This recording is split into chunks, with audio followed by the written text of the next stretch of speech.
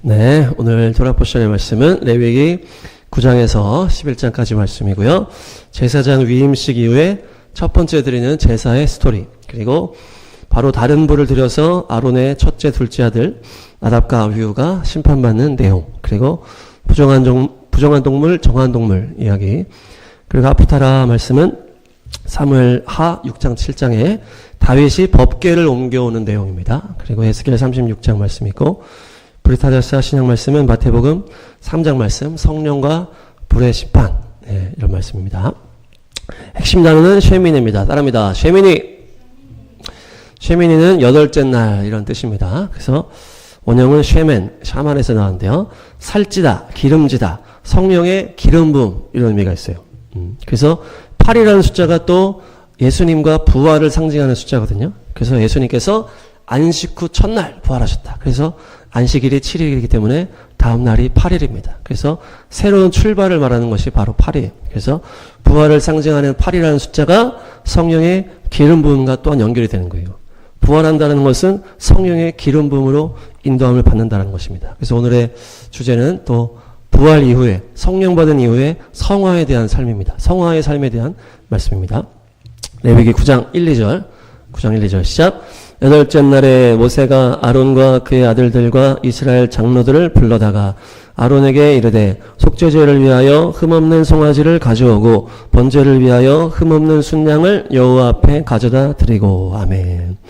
여덟째 날에, 이렇게 새롭게 시작하는 여덟째 날을 말하는 것인데요. 출애굽한 이후에 1년 이후에 이제 성막을 짓게 됩니다. 네, 그동안 이제 십계명 받고 그런 1년 동안의 시간을 지낸 다음에 두 번째 아비벌, 두 번째 1년 후에 성막을 딱 만들고, 성막을 다 만든 다음에 7일 동안의 제사장의 위임식을 가져요. 그래서 아론과 아론 아들들을 그들을 따로 구별하고 그들만의 시간을 갖는 거예요. 그래서 그들이 완전하게 구별되고 지극히 거룩해진 다음에 8일째 되는 시간에 처음으로 이제 백성들을 모아서 예배를 딱 드린 거예요. 그래서 하나님께서 내가 8일째 되는 날에 너에게 영광으로 임하겠다. 네. 그래서 이것이 부활과 연결이 되는 것이에요. 8일째 되는 날에 내가 너에게 영광으로 임하겠다. 그러면서 약속을 하시고 여덟째 날에 첫 번째 제사를 탁 드리는 거예요. 모든 백성을 모아놓고 이 제사장이 7일 동안 위임식 딱 끝낸 제사장들이 모여서 8일째 날 첫 번째 제사를 딱 드린 거예요. 그때 주님께서 불로 영광으로 임재하십니다. 다음 말씀 9장 23, 24 시작. 모세와 아론이 회막에 들어갔다가 나와서 백성에게 축복하며 여호와의 영광이 온 백성에게 나타나며 불이 여호와 앞에서 나와 제단 위에 번제물과 기름을 사른지라 온 백성이 이를 보고 소리 지르며 엎드렸더라. 아멘. 이 여덟째 날에 주님께서 영광으로 임하겠다 약속을 딱 하시고 그 안에서 제사장들이 일을 딱 마친 다음에 나와서 백성을 딱 축복을 했어요. 이 회막에서 나온 거예요. 백성들 앞으로 나와서 축복하니까 그 회막에 불이 임하는 거예요. 하늘에서 불이 임한 거예요. 네. 그래서 그 번제단 위에 그 번제물을 확 다 태워버린 것이. 네. 불이 하늘에서 임해가지고 그 불을 확 태워버리니까 온 백성이 와 하면서 소리 지르면서 엎드린 거예요. 너무 무서워. 갑자기 불이 확 들어와가지고 이렇게 하니까. 다 그 아론을 축복하는 아론의 손을 보고 있었을 때 그 손 위로 하나님의 불이 떨어지니까 다 놀라가지고 엎드려 버렸어요. 네, 그러니까 이 이스라엘 백성들에게 하나님이라는 존재는 어떤 존재예요? 완전히 실제예요, 실제. 그리고 하나님이라는 존재는 너무나 두렵고 떨리는 존재라는 것이에요. 네, 그래서 이 하나님의 불이 임했을 때 다 엎드리고 신의 산에 또 법궤를 주실 때 또 뭡니까? 그 십계명 돌판을 줄 때도 불로 임하시니까 사람들이 다 벌벌 떨면서 그냥 모세가 얘기해 주세요. 하나님이 우리한테 직접 얘기하지 말라고 이렇게 막 하시거든요. 그러니까 이 하나님의 임재와 하나님의 그 영광이라는 것이 이 이스라엘 백성들 앞에는 너무나 두렵고 떨리는 하나님의 임재다. 그렇게 첫 제사가 마치고 이제 아론의 아들들이 이제 본격적으로 제사를 이제 쫙 가는 거예요. 근데 초장부터 엄청난 일이 일어납니다. 다음 말씀 레위기 10장 1, 2절 시작. 아론의 아들 나답과 아비후가 각기 향로를 가져다가 여호와께서 명령하시지 아니하신 다른 불을 담아 여호와 앞에 분향하였더니 불이 여호와 앞에서 나와 그들을 삼키매 그들이 여호와 앞에서 죽은지라. 아멘. 아론의 첫째 아들 둘째 아들 나답과 아비후가 향로를 가져다가 불을 붙여가지고 여호와 앞에 분향을 하러 간 거예요. 그런데 명령하시지 않은 다른 불을 담았다 이렇게 하거든요. 여호와의 불이 나와서 그들이 타서 죽는 거예요. 사진 한번 보시면 이게 이 밖에 이제 성막이 있고 이 안에 성소로 들어가면은 뭡니까? 떡상이 있고, 이 등잔대가 있어요. 그리고 그 앞으로 가면은 이제 분향단이 있고, 그 앞에 지성소가 이제 휘장 안에 갇혀져 있고, 그 안에 법궤가 있고, 그 법궤 안에는 하나님의 돌판이 있는 거예요. 십계명 돌판이 딱 있고. 그래서 하나님께서 법궤 위에서 내가 임재하겠다. 이렇게 했거든요. 지성소 안에서. 그런데 지성소 바로 앞에가 분향단이에요. 분향단. 그래서 불을 붙여가지고 거기서 향을 피우는 거예요. 그 앞에다가. 예, 이것은 기도와 예배를 상징적으로 말하는데 그들이 가서 분향을 탁 하는데 다른 불을 가지고 온 거예요. 그러니까 여호와 앞에서 불이 나와버렸어요. 그러니까 그 지성소 안에서 하나님의 법궤 안에서 불이 나와버려가지고 이들을 태워버린 것이에요. 그래서 첫째, 둘째 아들이 그냥 불타 죽어버려요, 그냥. 그러니까 다른 불로 붙였다. 이 다른 불이 무엇일까? 두 가지로 볼 수가 있는데, 첫 번째는 지금 그 여덟째 날에 하나님이 번제단에 하늘에서 불을 떨어뜨려 줬잖아요. 그 번제단에 계속 번제물을 해서 불을 계속 피우고 있는 거예요. 그래서 그 불을 가지고 와야 되는 거예요. 그 불을 가지고 향로를 만들어서 지성소 앞에 분향단에다 딱 붙여야 되는데, 그 불을 가지고 오지 않고 자기 어떤 인위적인 그런 다른 방식으로 불을 가지고 와서 다른 불이다. 그래서 하나님이 그들을 불태워 죽여버렸다. 볼 수도 있고, 또 다른 것은 향을 만드는 법을 주님이 알려주셨어요. 네, 향 만드는 법을 다음 말씀 보시면 출애굽기 30장 34에서 38 시작. 여호와께서 모세에게 이르시되 너는 소야향과 나감향과 풍자향의 향품을 가져다가 그 향품을 유향에 섞되 각기 같은 분량으로 하고 35 그것으로 향을 만들되 향 만드는 법대로 만들고 그것에 소금을 쳐서 성결하게 하고 36 그 향 얼마를 곱게 찌어 내가 너와 만날 회막 안 증거궤 앞에 두라. 이 향은 너희에게 지극히 거룩하니라. 37 네가 여호와를 위하여 만들 향은 거룩한 것이니 너희를 위하여는 그 방법대로 만들지 말라. 38 냄새를 맡으려고 이 같은 것을 만드는 모든 자는 그 백성 중에서 끊어지리라. 아멘. 하나님께 향을 바치기 위해서 딱 정해진 게 있다는 거예요. 이 정해진 게 뭡니까? 소야향, 나감향, 풍자향에다가 유향을 섞어서 만들어라. 그리고 소금을 쳐라. 그러면서 이 네 가지를 다 같은 양으로 탁 분배를 해서 만들어라. 이렇게 해서 하나님의 이 거룩한 향을 하나님이 말씀하신 그대로 바쳐라. 이렇게 했단 말이에요. 근데 이들이 이것대로 하지 않았다는 거예요. 다른 불이라고 했을 때 그 번제단에 있었던 하늘에서 내린 불을 가지고 오지 않았을 수도 있고 이 향을 만드는 방식으로 하지 않았다고 볼 수도 있다는 것이에요. 그래서 이들이 그 뒤에 말씀 보시면은 너희가 성막 안에 들어갈 때 포도주나 독주를 먹지 말라 이렇게 하시거든요. 그러니까 이 나답과 아비후가 이 포도주나 독주를 먹고 이제 좀 취해가지고 좀 해롱해롱한 상태에서 이 분량을 배합을 하고 해야 되는데 제대로 안 하고 그냥 자기 맛대로 한다든지 하나님이 명령하신 대로 하지 않았다는 것이에요. 그렇기 때문에 여호와 앞에서 불이 나와서 이들이 불타 죽었다. 네. 그러니까 하나님의 내가 영광으로 임하겠다 했을 때 하나님께서 불로 임하셨거든요. 그리고 이 여덟째 날에 이후에 이 말씀이 뭡니까? 그 안에서 또 불이 나오는 거예요. 하늘에서 불이 한번 내려오고 그 안에서도 한번 불이 나왔어요. 하나님의 영광이 불로 임한다는 말이에요. 불로. 자, 선포합니다. 하나님의 영광이 불로 임한다. 네. 불로 임한다는 게 뭡니까? 심판의 불로 임한다는 거예요. 다음 말씀 보겠습니다. 신약 말씀. 마태복음 3장 11절 시작. 나는 너희로 회개하게 하기 위하여 물로 침례를 베풀거니와 내 뒤에 오시는 이는 나보다 능력이 많으시니 나는 그의 신을 들기도 감당하지 못하겠노라. 그는 성령과 불로 너희에게 침례를 베푸실 것이요. 12절 손에 키를 들고 자기의 타작마당을 정하게 하사 알곡은 모아 곡간에 들이고 쭉정이는 꺼지지 않는 불에 태우시리라. 아멘. 세례 요한이 나는 물로 너희에게 침례를 베풀지만은 예수님은 성령과 불로 너희에게 침례를 베푸신다. 그러면서 구원과 심판을 탁 나눠서 얘기하잖아요. 성령과 불로 너희에게 침례를 베푼다는 건 뭡니까? 이 성령으로는 이 구원받는 자들을 말하는 것이고 불로는 심판받는 자를 말하는 거예요. 그러니까 성령으로 구원받는 자가 있고 불의 심판으로 들어가는 자가 있다. 그래서 불의 심판은 꺼지지 않는 불에 태워진다. 알곡은 곡간에 들이고 죽정이는 꺼지지 않는 불에 태워지리라. 그러니까 이 불이라는 것은 뭡니까? 심판의 불을 말하는 심판의 불. 이 성막을 지었을 때에 하나님께서 불로 임하신 영광은 심판의 불이다. 예, 그래서 그들이 그 심판의 불이 임했을 때 벌벌 떨면서 엎드렸다는 거예요. 또한 지성소 안에서도 법궤 안에서 불이 나왔다는 거예요. 그래서 그들이 태워져 버렸다. 하나님의 영광은 심판의 불이다. 예, 그래서 예수님께서도 성령과 불로 세례를 주신다 했을 때 십자가와 부활이에요. 십자가와 부활. 예, 성령으로 부활하신 것이고 십자가에서 불로 태워진 것이에요. 그래서 나무 위에 내가 달려서 나무 위에 재물을 올려놓고 불로 태우는 것이 이 제사고 십자가 제사거든요. 그래서 예수님이 나무 위에 올라가셔서 이 죽으셨다는 게 불 태워진 것이에요. 불은 하나님의 진노의 심판을 말하는 것입니다. 예. 그렇게 이 성령과 불로 심판하신 것이 십자가와 부활의 사건이고, 이 성령 세례의 핵심도 결국 불심판인데, 그것은 뭡니까? 이 내가 예수님 믿고 성령 받아서 삶을 살아가는 성화의 시간의 삶의 핵심이 뭐예요? 내 안에 심판의 불이 일어나는 것이에요. 성령께서 내 안에 소멸하는 불로 내 안에 어둠과 죄악을 다 태워버리시는 것이 바로 이것이 성령의 세례다. 마치 번제단에 불이 임했잖아요. 저 밖에서는 불이 임했고 이 성막 안에서도 불이 나왔다는 거예요. 예. 밖에서는 예수님께서 십자가에서 죽으신 그 심판의 불이라면 이 성막 안에서 나온 불은 뭐예요? 성령으로 내 안에서 태워지는 불이에요. 그러니까 8이라고 하는 숫자는 새로운 출발, 이 부활하심 위에 그 새로운 출발을 말하기도 하고 성화의 삶을 말하는 것인데, 이 성화의 삶은 결국 뭡니까? 내 안에 죄가 불로 태워지는 과정이다. 네. 네. 그래서 내 안에 얻은 죄악들, 탐심들, 세상 사랑, 경험한 이 모든 것들이 성령의 불로 태워지기를 축복합니다. 자, 선포합니다. 성령의 불로 태워질지어다. 네.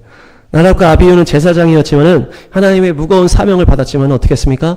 성화의 삶으로 나아가지 않고 포도주나 독주를 먹으면서 그 세상을 즐기는 삶을 살았다는 거예요. 그러니까 불로 태워지고 하나님의 말씀에 순종하지 못했다는 것입니다. 세상의 즐거움, 세상을 향한 사랑이 내 안에서 태워져야 된다. 네. 또한 그 나답과 아비후가 어떻게 했다는 거예요? 세상을 사랑하다가 진리에서 벗어나 버렸다는 거예요. 우리가 세상을 향한 사랑뿐만 아니고 진리에서 벗어날 때 성령의 불이 우리를 태워버리신다.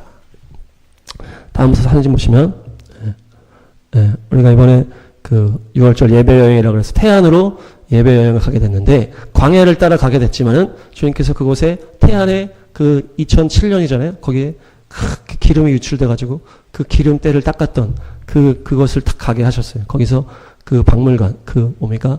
기름 닦은 기념관. 거기 딱 가가지고, 이렇게 123만 명이 나와가지고, 닦았다. 예. 거기 가서 뭐 닦았었던, 기억을 딱 하면서 딱 갔는데, 하늘에 딱 올라갔거든요. 천장, 옥상에 딱 올라갔는데, 하늘에 구름이 이렇게 딱 돼 있는 거예요. 마치, 이 영계의 그 검은 기름이 껴있는 것처럼. 그래서, 주님께서 이 나라와 교회 안에 너무나 이 어둠의 그런 것들이 너무 많구나. 누룩과 세상 사랑과 비진리가 너무 많다. 이것을 다 닦아내야 된다. 그래서 우리가 막 거기 가서 예배드리고 이렇게 했거든요. 그래서 뭡니까? 우리 안에 성령의 불로 우리 안에 탐심과 비진리를 태워버려야 된다. 네. 다음 말씀 보시면 레위기 11장 3, 4절. 시작. 모든 짐승 중 굽이 갈라져 쪽발이 되고 새김질하는 것은 너희가 먹되. 4절. 새김질하는 것이나 굽이 갈라진 짐승 중에도 너희가 먹지 못할 것은 이러하니 낙타는 새김질은 하되 굽이 갈라지지 아니하였으므로 너희에게 부정하고. 아멘. 그러면서 바로 다음 나오는 말씀이 정한 동물, 부정한 동물 말씀이 나오는 거예요. 그러니까 뭡니까? 그러면서 너희가 거룩해야 된다. 거룩해야 된다. 그러면서 거룩하다는 것은 성화된 삶이요. 성화된 삶은 너희가 먹고 마시고 너희 어떤 걸음 가운데 이것이 무엇인지를 분별해서 하라는 거예요. 분별해서. 이 짐승 중에 굽이 갈라져 쪽발이 되고 새김질하는 것은 먹어라. 이렇게 하셨잖아요. 쪽발이라는 것은 성과 악을 분별을 해서 이거는 좋은 거야. 이거는 잘못된 거야. 이것을 알고 걸어다니라는 거예요. 그냥 통굽이 아니고 통굽은 그냥 아무데나 막 가는 것을 말하는 것이고, 쪽발이 된 굽은 뭡니까? 이게 선인지 악인지 판단을 하면서 이건 좋은 거야, 이건 영적으로 나쁜 거야, 이걸 분별하면서 다니라는 거예요. 또한 새김질은 하나님의 말씀을 계속 되새김질하는 거잖아요. 그래서 이것이 한쪽만 있어도 안 된다는 거예요. 네가 쪽발이 되어서 이렇게 있지만은 말씀에 이 새김질하지 않으면 안 된다. 또 네가 말씀에 새김질하는 게 있을지라도 네 삶 가운데 이 갈라진 쪽발로 분별하면서 걸어가지 않으면 안 된다는 거예요. 그러니까 뭡니까? 하나님의 말씀을 아는, 내가 말씀을 묵상한다 한지라도 이 걸음 가운데, 이 행실 가운데 온전한 삶의 열매가 있어야 된다는 거예요.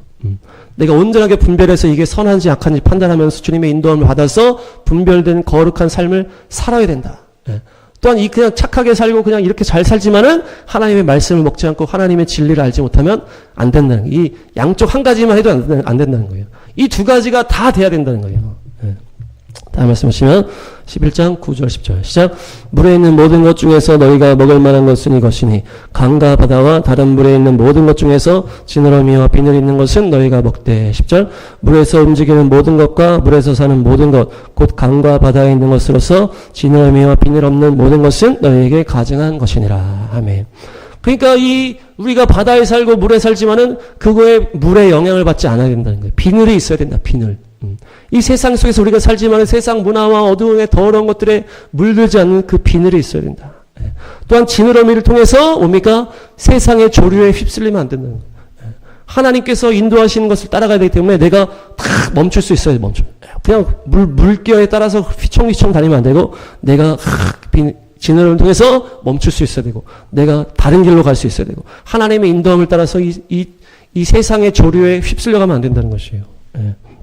다음 말씀하시면 11장 21, 22, 23 시작.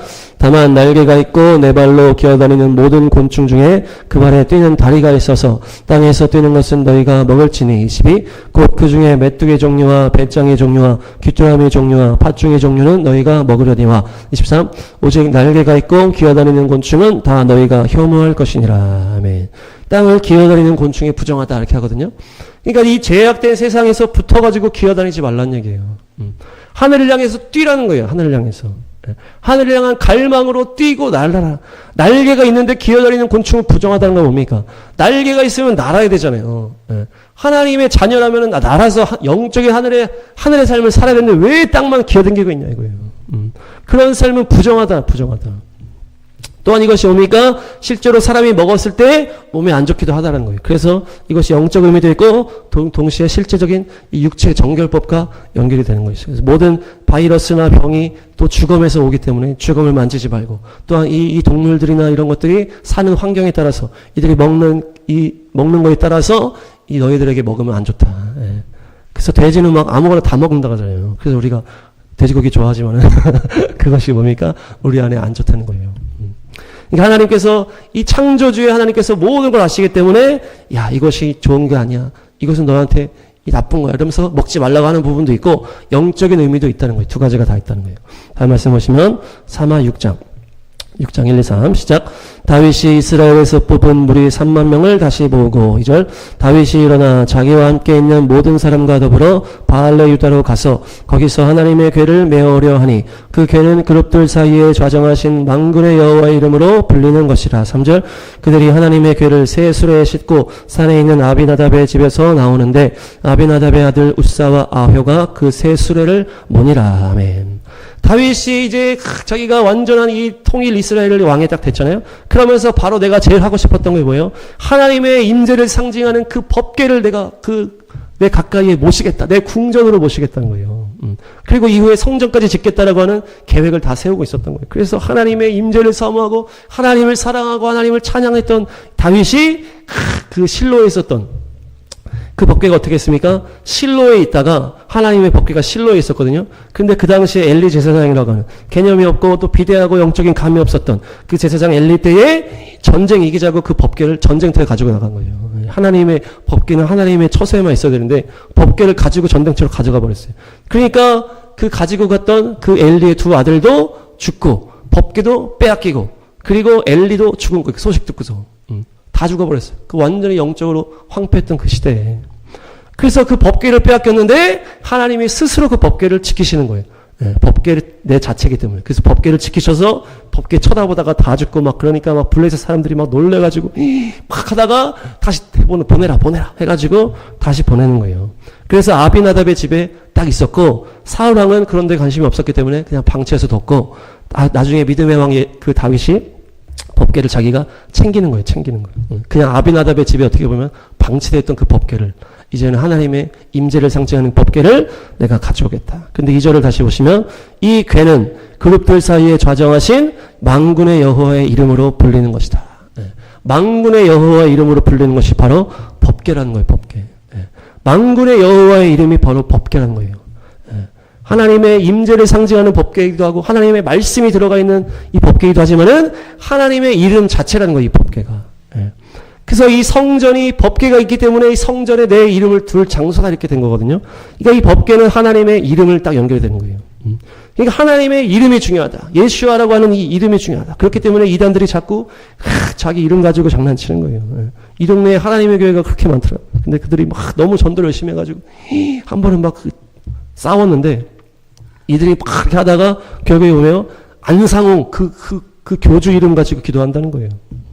근데 성경을 다 가르치긴 다 가르쳐. 근데 거기 딱 그 중요한 순간에 그 이름에 그 안상홍 이름 집어넣고 그렇게 기도한다는 거예요. 너무 어이가 없잖아요. 그러니까 이 이름이라는 게 그렇게 중요한데 예수와의 이름, 예수님의 그 이름이 법궤요 우리의 믿음의 핵심이라는 것이에요. 그래서 이 법궤를 옮긴다는 건 뭡니까? 법궤를 옮기는데 하나님의 이름을 가지고 옮기는 거예요. 그러니까 우리가 예수님을 믿는 삶 자체가 법궤를 옮기는 삶이에요. 예. 주님의 법궤가 이름이기 때문에. 예. 예. 그래서 이 법궤가 이 성령 받은 다음에 예수님을 믿는 삶으로 나가는 성화의 삶이다. 예. 그런데 이들이 어떻게 했어요? 이들이 새 수레에다가 법궤를 올려놓고 운반하는 거예요. 근데 문제가 팍 발생하는 거예요. 예. 예. 그러면서 이들이 찬양하고 이렇게 막 정성스럽게 다 했는데 갑자기 이게 난리가 난 거예요. 그래서 우사가 잡다가 같이 죽어버렸어요. 이 법궤는 예수님과 연결이 되고 우사라고 하는 것은 또 유대인과 연결되고 그 이후에 또 이방인과 상징되는 오벳 에돔의 집 거기서 가서 3개월 동안 이렇게 이것이 복음 전파와 연결된다 이렇게도 연결을 하는데 중요한 것은 뭡니까? 성화의 삶에서 잘못된 지식이 있었다는 거예요. 잘못된 지식. 잘못된 지식. 그것이 무엇입니까? 하나님의 말씀에 이 법궤는 사람이 어깨로 메야 된다는 거예요. 어깨로 메서 옮겨야 된다는 거예요. 그런데 이 수레로 한 거예요. 수레가 막 새 수레고 아무리 삐까뻔쩍한 수레를 할지라도 하나님의 말씀대로 하지 않았다는 거예요. 어깨로 메서 옮겨야 되는데 그러니까 이 수레로 옮겼던 방식은 뭡니까? 블레셋에서 가져왔던 방식이에요. 블레셋에 갔다 그랬잖아요. 이 법궤가. 그 다음에 블레셋에서 이 이스라엘 땅을 다시 보낼 때 수레 태워서 보냈어요. 수레 태워서. 그러니까 수레 그대로 해서 이 아비나답의 집에 있었다는 거예요. 그러니까 그대로 이 수레로 가지고 왔다는 거예요. 그러니까 이들이 말씀이 온전하게 알지 못했다는 것이에요. 이방인의 방식으로 가지고 왔다는 거예요. 하나님의 말씀 따라서 어깨에 매서 법궤를 가지고 와야 되는데 블레셋에서 오던 방식, 그 수레에 태워서 보냈던 그 방식 그대로 이방인의 방식을 가지고 했다는 것이에요. 예를 들어서 우리나라에 복음이 들어왔는데 이 우리나라 막 전통 막 귀신 숭배 같은 거, 조상 숭배 같은 거 거기에 막 섞여가지고 막 샤머니즘이랑 섞여가지고 막 그렇게 한다고 그렇게 할 수 있다는 거예요. 조상 숭배하듯이 예수님을 믿고 귀신한테 빌듯이 예수님께 빌고 이런 것들이 이방인의 방식과 연결이 된다는 거예요. 마치 기독교가 로마 제국의 국교가 되면서 이 동시에 유대인들의 그 뿌리를 다 뽑아버렸어요. 그러면서 이 부활절, 오늘 또 부활주일인데 이 부활절 때 또 무슨 말이 나올 거야? 이스터다 이렇게 하잖아요. 이스터. 그것이 이스터 여신이에요. 봄의 여신.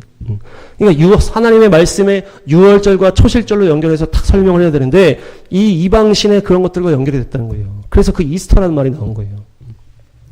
그러니까 우리가 성화의 삶을 살 때 무엇을 알아야 됩니까? 하나님의 진리의 말씀을 알아야 돼요. 하나님이 어떤 분인지를 알고 어떻게 하나님을 섬겨야 되는 것인지를 말씀 속에서 성령 안에서 온전히 알고 따라가야지 우리가 죽지 않는다는 거예요. 다음 말씀 보시면 사마 6장 67 시작. 그들이 나곤의 타작마당에 이르러서는 소들이 띠므로 우사가 손을 들어 하나님의 궤를 붙들었더니 7절 여호와 7절 시작. 여호와 하나님이 우사가 잘못함으로 말미암아 진노하사 그를 그곳에서 치시니 그가 거기 하나님의 궤 곁에서 죽으니라. 아멘. 이 소들이 갑자기 뛰었거든요. 이 수레를 끌던 소들이 갑자기 뛰었는데 그 뛴 장소가 나곤의 타작마당이에요. 타작마당. 다음 보시면 나곤은 나콘이라고 해서 똑바르다, 올바르다, 의에 대한 말씀이에요. 의에 대한 이름이에요. 그리고 타작마당은 추수하는 장소예요. 추수. 그래서 타작마당에서 추수한다 이렇게 하면서 이 영원 추수랑도 연결이 되고 마지막 하나님의 이 심판과도 연결이 된다. 이 추수는 결국 심판이요. 그 타작마당은 결국 뭡니까?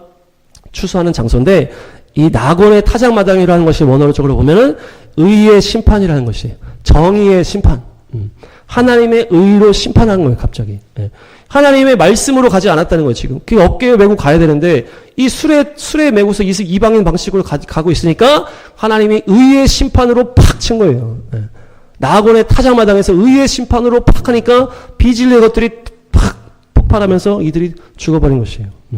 그러니까 너의 믿음이 너의 그 가는 길이 정금이냐 아니냐, 네가 진리 위에 가고 있냐 아니냐, 그것을 하나님이 불로 심판하신다는 거예요. 그래서 불로 연단하시고, 그래서 내 믿음이 금 위에 온전하게 세워져야 불심판이 왔을 때 이것을 다 통과한다 그러잖아요. 근데 우리가 지프로 막 이런 걸 하면은 불시험이 왔을 때 내 믿음이 날아가 버리는 거예요.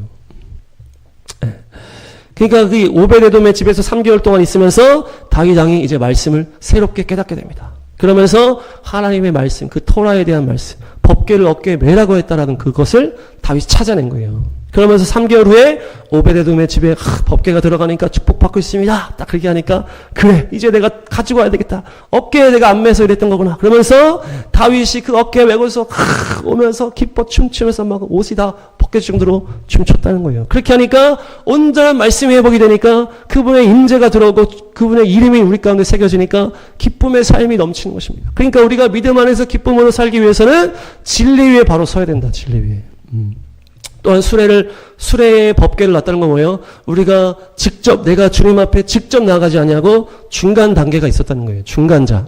카톨릭에서 뭐 교황 신부가 중간자 역할을 하는 것처럼. 우리가 오순절에 성령 받을 때 어떻게 했습니까? 오순절에 성령의 불이 임했을 때 각각에게 임했다는 거예요. 각자의 머리 위에 불이 임했다. 한 명 한 명이 임했다는 거예요. 그러니까 우리가 예수님의 십자가 부활하심 이후에 성령 받을 때는 성령으로 우리가 각자 주님과 교제하는 것이에요. 중간에 이 수레 같은 중간자가 있으면 안 된다는 거죠. 예. 그래서 내 신앙이 온전하게 올바르게 가는 것을 알지가 못해. 이 중간자가 끼게 되면. 주님과 내가 직접 교통을 해야 내가 지금 온전한 믿음인지 아니면 비진리가 있는지 더러움이 있는지 탐심이 있는지 알 수 있다는 거예요. 부모의 신앙 밑에 있다거나 목사님 믿음에 그냥 교회 전체적인 그냥 흐름에 타고 가는 그런 믿음으로 있으면 안 된다는 거예요. 온전히 나의 하나님을 만나야 된다. 나의 하나님. 그래서 내가 주님 앞에 온전하게 그 어깨에 짊어지고 주님의 이름을 짊어지고 삶을 나아가야 된다는 것이에요. 에스겔 36장 17에서 21 시작. 인자야 이스라엘 족속이 그들의 고국 땅에 거주할 때에 그들의 행위로 그 땅을 더럽혔나니 나 보기에 그 행위가 월경 중에 있는 여인의 부정함과 같았느니라. 18절 그들이 땅 위에 피를 쏟았으며 그 우상들로 말미암아 자신들을 더럽혔으므로 내가 분노를 그들 위에 쏟아. 19 그들을 그 행위대로 심판하여 각국에 흩으며 여러 나라에 해쳤더니 20절 그들이 이른바 그 여러 나라에서 내 거룩한 이름이 그들로 말미암아 더러워졌나니 곧 사람들이 그들을 가리켜 이르기를 이들은 여호와의 백성이라도 여호와의 땅에서 떠난 자라 하였음이라. 21 그러나 이스라엘 족속이 들어간 그 여러 나라에서 더럽힌 내 거룩한 이름을 내가 아꼈노라. 아멘. 주님께서 나의 거룩한 이름을 내가 아꼈다. 예. 그러면서 이 이스라엘 백성들이 우상 숭배하면서 이들이 어떻게 했다는 거예요? 이들이 월경 중에 있는 여인의 부정함과 같았다. 이 월경이 뭡니까? 열매 맺지 못하고 피로 쏟아지는 거잖아요. 열매 맺지 못하는 삶을 말하는 것이 이 월경의 부정함이다라는 얘기하는 거예요. 예. 열매 맺지 못했다는 이유가 뭡니까? 그들 안에 우상 숭배가 가득했다. 우상 숭배. 그 심령 안에 우상 숭배가 있으니까 열매가 맺혀지지 않고 비진리가 있고 세상 탐심이 있으니까 열매가 맺혀지지 않고 그러니까 그들의 삶의 믿음이 개판이 되는 거예요. 그러니까 뭡니까? 그들로 인해서 주님의 이름이 모욕을 당하는 거예요. 주님의 이름이 그들 때문에 모욕을 당한다는 게 그들이 믿는 자를 말하는 거예요. 그들이 내 이름을 갖고 있지만 그들이 알지 못하고 나를 알지 못하고 진리 위에 바로 서 있지 못하고 세상을 사랑하는 삶으로 살아가니까 그들 때문에 내 이름이 더럽혀졌다. 그러나 나는 그들이 더럽힌 내 이름을 아낀다. 네. 다음 말씀 보시면 네, 시작. 내 영혼을 소생시키시고 자기 이름을 위하여 의의 길로 인도하시는도다. 아멘. 그러니까 뭡니까? 우리가 예수님의 이름을 그 법궤로 옮기듯이 우리가 그 이름을 가지고 옮기는데 우리의 삶으로 성화된 삶으로 거룩하고 구별된 삶으로 나아가지 않으면 우리 때문에 그분의 이름이 더럽혀지는 거예요. 예, 그래서 목사님들이라든지 또 뭐 교회에서 막 문제 터지고 막 하면은 사람들이 막 방송 다 타잖아요. 막 마귀가 다 그 즐겁게 막 다 방송 때려버리면은 불신자들이 그 소문을 듣고 다 조롱하잖아요. 교회를 조롱하고 목사님을 조롱하고 다. 그러면 예수님의 이름이 땅에 떨어져 버리는 거예요. 예. 그러면 어떻게 됩니까? 이 예수님의 이름은 유일한 구원의 이름이기 때문에 유일한 구원의 문이 막혀버리는 것이에요. 그러니까 주님이 내 이름이 먹칠을 당하고 내 이름이 이 더럽히는 것을 참을 수가 없는 거예요. 왜냐? 구원이 막혀버리는 거기 때문에. 예. 구원의 문이 열려 있어야지. 그래도 내가 힘들 때 교회 한번 찾아가야지. 어려우면 그래도 목사님 한번 찾아가야지. 불신자들도 그런 거룩한 어떤 그런 게 있어야 된다는 거예요. 목사님, 교회, 예수님의 이름이. 그런데 그냥 교회가 타락을 하고 목사들이 타락을 하고 성도들이 타락을 하니까 예수님의 이름이 다 먹칠을 당하니까 구원의 문이 막혀버린다는 것이에요. 그래서 주님이 어떻게 하십니까? 내 영혼을 소생시키시고 자기 이름을 위하여 의의 길로 인도하신다. 자기 이름을 위하여 의의 길로 인도하신다. 우리를 소생시키시고 우리가 예수님의 이름을 가지고 있기 때문에 내가 엉망이 되고 개판이 되고 타락해버리면 내가 가진 예수님의 이름이 엉망이 되기 때문에 자기 이름을 위해서 의의 길로 우리를 인도하시는 것이에요. 그래서 주님이 우리를 채찍질도 하시고 단련케 하시고 훈련케 하시고 정결케 하시고 하시는 것이에요. 우리가 예수님의 이름을 높이는 삶이 되시길 축복합니다. 다음 말씀 보시면 마지막 사마 7장 5절 11, 12, 13 시작. 내가 내 종 다윗에게 말하기를 여호와께서 이와 같이 말씀하시되 네가 나를 위하여 내가 살 집을 건축하겠느냐. 11. 전에 내가 사사에게 명령하여 내 백성 이스라엘을 다스리던 때와 같지 아니하게 하고 너를 모든 원수에게서 벗어나 편히 쉬게 하리라. 여호와가 또 내게 이르노니 여호와가 너를 위하여 집을 짓고. 12. 내 수완이 차서 내 조상들과 함께 누울 때에 내가 내 몸에서 날 내 씨를 내 뒤에 세워 그의 나라를 견고하게 하리라. 13. 그는 내 이름을 위하여 집을 건축할 것이요 나는 그의 나라 왕위를 영원히 견고하게 하리라. 아멘. 다윗 왕이 이제 이렇게 법궤를 옮긴 다음에 주님, 제가 주님의 성전을 지어드리겠습니다. 그러면서 막 결단을 하고 기도를 하니까 하나님께서 나단 선지자를 보내서 뭐라 하십니까? 네가 내 집을 건축하겠느냐? 오히려 내가 너를 위해 건축하겠다. 너를 위해서 집을 짓겠다 얘기하는 거예요. 여호와가 너를 위하여 집을 짓고. 11절에 여호와가 너를 위하여 집을 짓고. 네가 나를 위해서 살 집을 건축하겠느냐? 여호와가 너를 위하여 집을 짓고. 그러니까 뭡니까? 이 자기 자녀로 인해서 이제 솔로몬 때부터 성전이 지어지고 결국 다윗의 자손 예수님 오셔서 영원한 왕이 되시고 천년왕국의 또 통치자가 되시고 이렇게 연결되지만은 또한 우리가 예수님을 믿고 있을 때 예수님을 따라간다고 했을 때 우리가 예수님을 위해 뭘 하는 게 아니라는 거예요. 예수님이 내 안에서 내 집을 지어 가시는 거예요. 내 힘으로 내 노력으로 내 어떤 이것을도 내가 주님께 어떻게 할까 막 이런 게 아니고 정말 내가 거룩한 삶으로 나아가서 주님의 말씀 가운데 나갈 때 주님의 말씀이 성령님께서 우리 안에 오시고 소멸하는 불로 우리 안에서 거룩한 내 집을 주님께서 지어 가시는 게 바로 성화다. 성화. 내 힘으로 하는 것이 아니고. 그래서 주님께서 내 안에서 아주 큰 집을 지을 수 있도록 우리 안에 우상이 가득하고 내 자기 사랑이 가득하고 돈 사랑이 가득하면 주님의 자리가 없는 거잖아요. 예수님 믿고 우리가 주님을 모시고 했을 때 내가 계속 우상 숭배로 더러운 곳에 가면 주님의 자리가 없는 거예요. 그래서 이 내 안에 우상과 자기 사랑, 탐심과 돈 사랑을 다 태워버리고 주님께 넓은 자리를 딱 드리는 거예요. 우리 안에.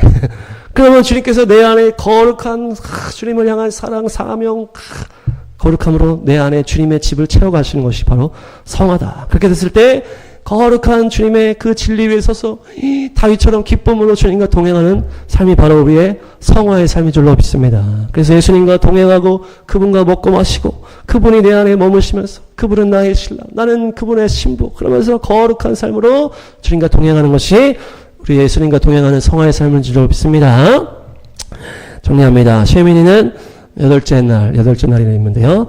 이날 새롭게 출발한다. 그래서 이 안식 후 첫날 부활하신 이 8일과 부활과 연결이 된다. 그래서 새롭게 출발하는 제단에 하나님께서 불이 내려주시고 그것은 심판의 불이다. 예수님께서 십자가에서 제물로 하나님의 진노의 불로 태워주신 것인데 그 심판 이후에 부활하신 날이 여덟째 날이고 이 성화의 삶은 또한 무엇이다? 성막 안에서도 불이 나와서 그들이 이 다른 불로 했던 첫째 아들, 둘째 아들 죽어버렸다. 그들이 세상을 사랑하고 포도주 독주에 물들어가지고 거룩한 분향을 하지 못하고 하나님의 말씀대로 하지 못하고 그것은 뭡니까? 우리 안에 하나님의 성령의 소멸하는 불이다. 소멸하는 불이 우리 안에 어둠과 더러운 죄악들을 다 태워버리는 것이 삶이다.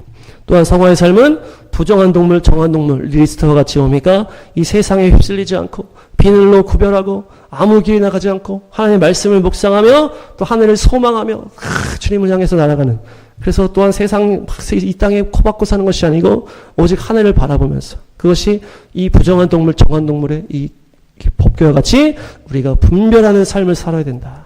또한 이 먹는 것도 하나님께서 이것은 좋은 게 아니야 하면서 알려주시는 것이다. 또한 법궤가 하나님의 이름이다. 이름. 여호와 이름이 바로 법궤다. 그래서 법궤를 옮기는 것은 우리가 예수님 믿고 주님과 동행하는 삶을 말하는 것인데 그들이 하나님의 말씀을 알지 못해서 수레를 통해서 이 법궤를 옮겼다. 그러다 보니까 낙원의 타작마당 그 정의의 심판이 임할 때 이들이 죄가 드러나면서 웃사가 죽어버렸다. 그러면서 우리가 진리의 말씀을 알고 진리의 말씀대로 따라가야 된다. 법궤를 우리의 어깨로 운반해야 된다. 법궤는 주님의 이름이기 때문에 우리가 온전하게 거룩함으로 나아가지 않으면 우리 주님께서 욕먹기 때문에 그것은 주님이 너무나 힘들어 하신다. 그래서 우리가 구원의 이름 예수님의 통로가 막히지 않도록 나의 삶을 통해서 예수님의 이름의 영광을 위해서 나아가야 되겠다. 그래서 성화의 삶은 내가 어떤 힘을 주님께 하는 것이 아니고 내 안에 예수님의 집이 지어질 수 있도록 내 안을 거룩한 삶으로 주님 앞에 내어드리고 주님께서 나의 안에 오셔서 내 안을 거룩하게 주님의 사명으로 주님과 동행하는 기쁨으로 채워가시는 것이 부활 이후의 거룩한 성화의 삶이다. 그래서 예수님의 이름의 영광을 위해서 또 주님과 동행하는 승리가 있기를 축복합니다. 아멘.